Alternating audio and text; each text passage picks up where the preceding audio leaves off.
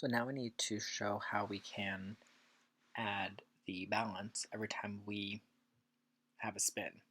So we want to print that out and let the user know where they're at. So we're going to have it at the end of the spin method. We just let them know where their balance is now.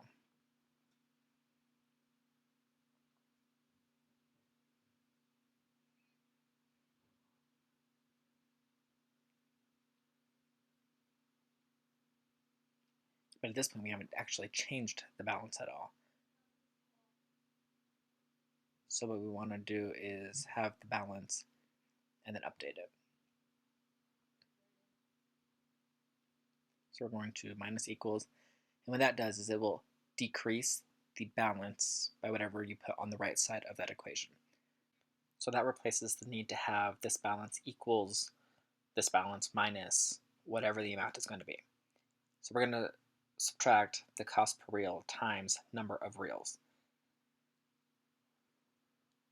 which was what we said was the cost per spin before, at least with one pay line.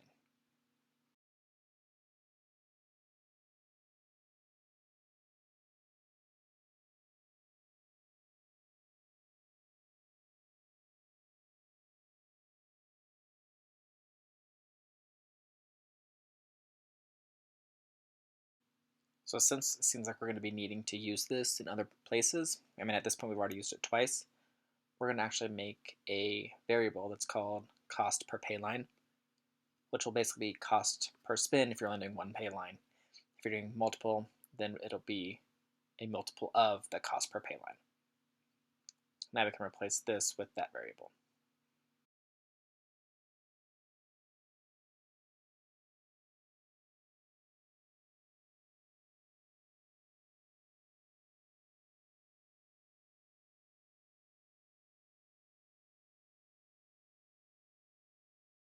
And then here where we used it before, we can simplify this and just use that variable.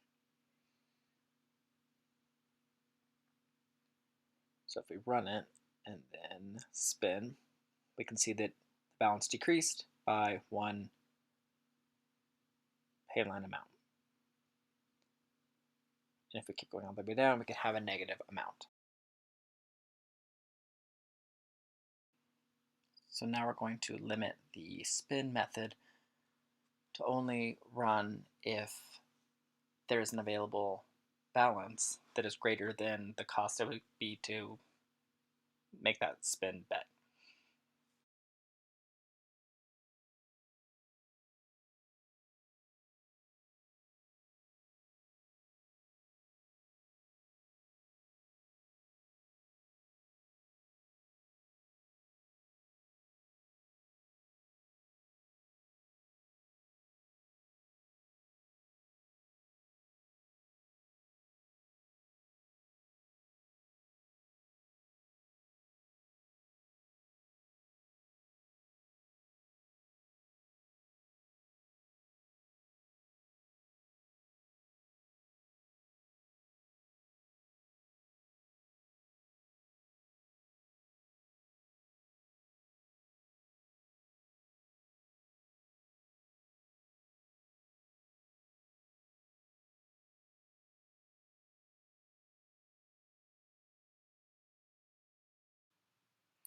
Now we're going to tackle the pay lines. And so what a pay line is a pattern that is going to be made within the view box. The most basic one is the middle row, all the way across matching symbols, or the top row, or the bottom row. And so those will happen to be our first three.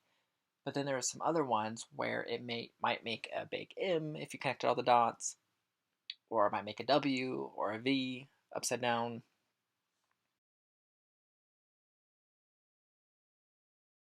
The first thing I want to tackle is how we can get that input.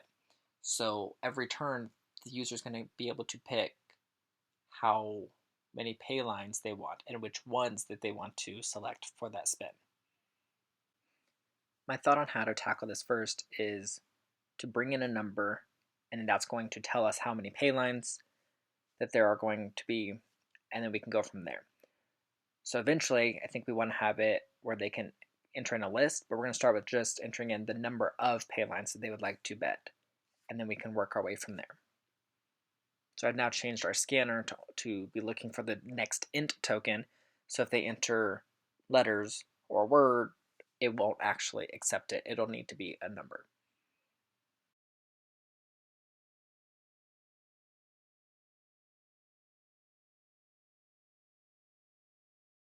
Then we're going to take that number and multiply it by the cost per pay line, and that'll let us know how much to deduct them for the bet, which will also give us the number to see is their balance high enough in order for them to complete this spin, or if we need to stop them.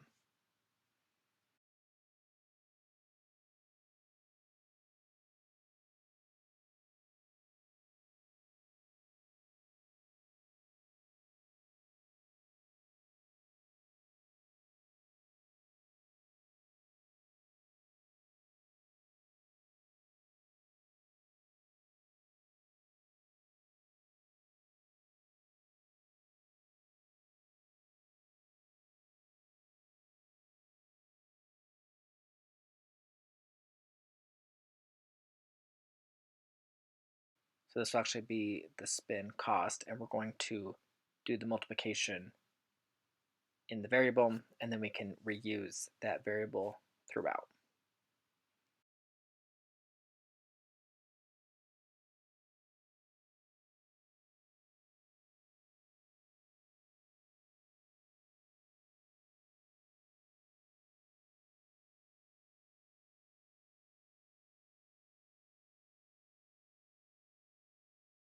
Now we're just going to let the user know how much that bet cost them.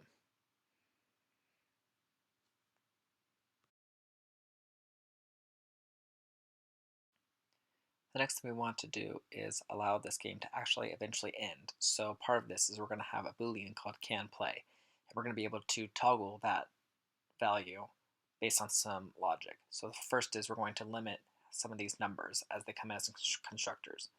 So our number of reels is going to be one of them, how many selections per reel, and then also the view box. We're going to have a limit in the game if they don't meet some minimum requirements. For the view box, it's actually not going to be a minimum requirement. We just want to make sure that it's actually always odd, which will give us a middle row versus two middle rows. So we're just going to check to see if the modulo with 2 equals 0. If it does, we're going to stop it. If it's not, we'll let it keep going. So then we'll just say once it has reached one of these if statements, that we will then toggle it to false, and then when it gets to the while loop, it will stop the game.